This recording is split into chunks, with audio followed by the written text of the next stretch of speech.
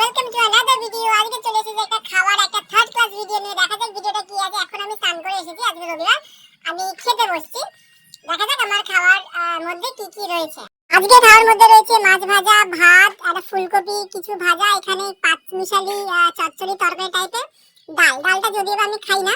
আর এখানে আমি নিয়েছি আজকে স্পেশাল আমার জন্য একটা পাগলামি খাবার, জিলিপি। সবাই ভাতের সাথে অনেক কিছু ভাজাভুজি নিয়ে খায়, তো আমি আজকে জিলিপি দিয়ে ভাতটা খেয়ে দেখবো ফার্স্ট অফ অল কেমন লাগে।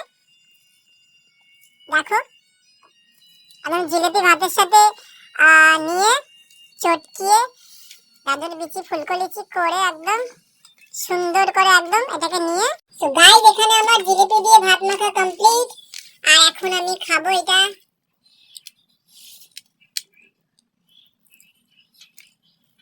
একদম ভালো না,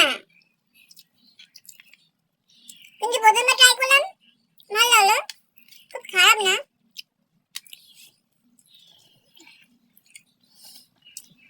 মোটামুটি ভালো।